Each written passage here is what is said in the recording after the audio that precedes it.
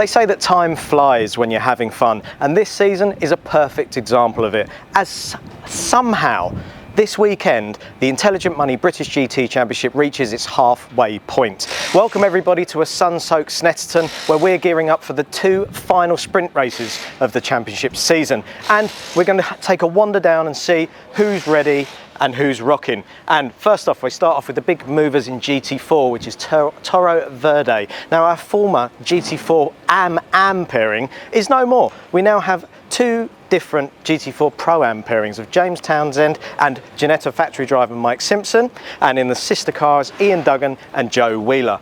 We now come to a first of, well, what should be our GT3s, but we've got a whacking great hole where the Century Motorsport GT3 BMW M4 of Darren Lung and Dan Harper should be. They're up at scrutineering at the minute, obviously already won from the Silverstone 500 this year, so expect them to be fast again.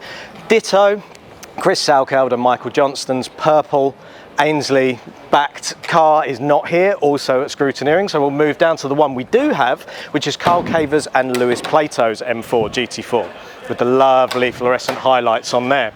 Then we come to Optimum Motorsports number 27 McLaren of Mark Radcliffe and Rob Bell. That's already been a podium finisher so far this year.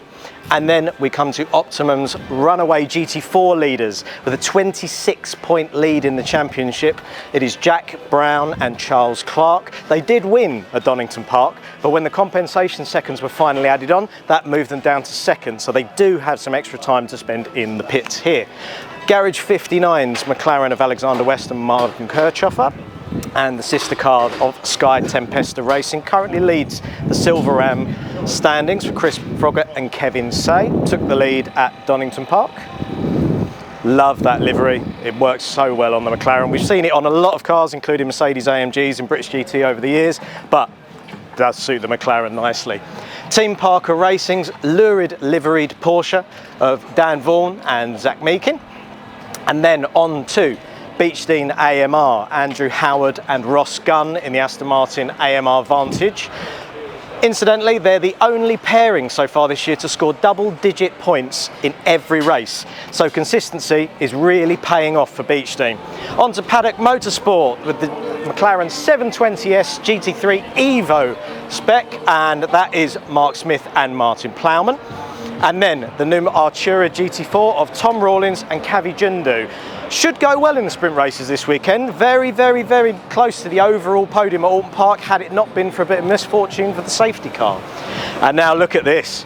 Team ABBA's glorious green Mercedes AMG upgraded to Evo spec for this weekend. That should go well, and it looks fabulous in the sun. Make sure you've got your shades on when that comes past. Drive Tax Mercedes with James Wallace and Chris Hart. They'll be hoping for a much easier weekend after having all sorts of engine issues and dramas at Donington, but they did land a Team of the Weekend award last time out.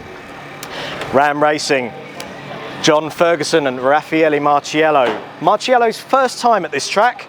It hasn't taken him long to bed in. He's been right at the top of testing, as you'd expect, and obviously that car will be one to watch all weekend. We haven't seen the best of our racing's Aston Martin quite yet this season, but it's definitely Josh Miller and Seb Hopkins aboard that one, so they'll be hoping for an upturn in form for this weekend. And then on to, speaking of big efforts from teams, Greystone GT, Mike Price and Callum McLeod. Obviously Mike Price suffered a nasty accident in that car last time out, fully rebuilt in just 17 days by the Greystone team, so top work from them to get the Farrell Estates car back out.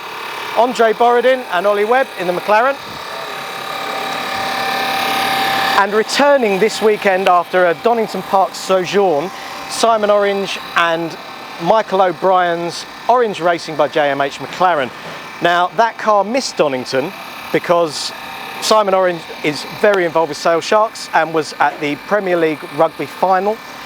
We won't mention the result, but he has quite literally banished the Blues to go orange by name, orange by nature on the livery this time.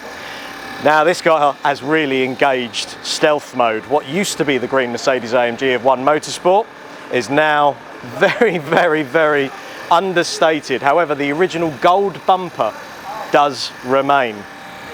That is Ed McDermott and Mikey Broadhurst. Down to the familiar faces of Barwell Motorsport and the two Lamborghini Huracan Evo 2s. We've got Mark Sampson and Will Tregurtha in the first one, and the second one, always rapid, Sean Balfe and Sandy Mitchell. And then coming down to Enduro Motorsports with Harry George and Darren Burke in the Artura GT4. And we've got a change aboard the GT3 as Morgan Tilbrook had decided to step aside from driving this year. So we've actually got Matt Topham in there giving us a wave. Hello, Matt. Double GT4 Pro-Am champion, started the season in GT4 European Series, makes his GT3 debut in British GT this weekend alongside Marcus Clutton. And on to our current pace setters, James Cottingham and Johnny Adam in the 2Cs Mercedes AMG. Winners last time out, so they will spend the maximum amount of time in the pits as compensation time. And incidentally, Johnny Adam not only has a special helmet design in aid of charity for this weekend, if he wins one of these races, he will equal Phil Keen's all-time British GT win record of 19. And then our reigning champions in that glorious D2 livery, it's Ian Loggy and Jules Gounon. A lot of work gone on in that car recently after a bit of mysterious pace loss at Donington Park, but hopefully it should be refreshed and ready to go. Now, this pit lane is not the longest in British GT, so we have a lot more in the paddock, which we'll go and have a look at right now.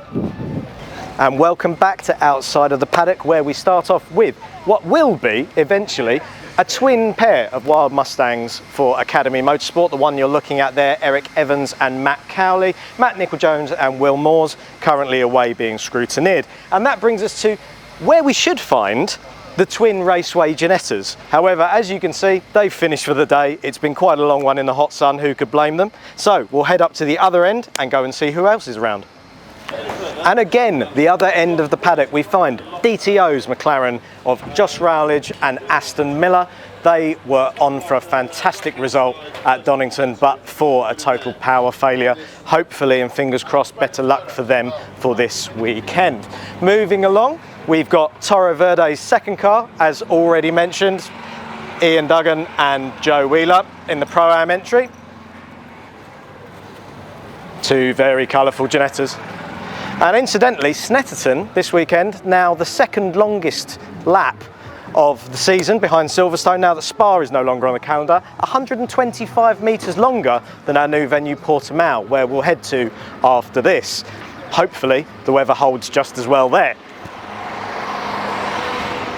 And to Race Lab's trio of McLarens, one GT4, two GT3s. Ian Goff and Tom Wrigley promoted to the win at Donington last time out. And then we've got Lucky Kera and Ewan Hankey, who looked absolutely rapid at Donington Park, and we'll be hoping for more of the same.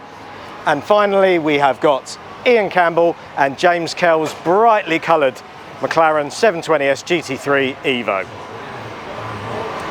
And that brings us to the end of our 35 car entry lists. So don't forget, action kicks off with qualifying tomorrow before both warm-up and both races are live on the GT World YouTube channel and on Sky Sports F1. We'll see you there.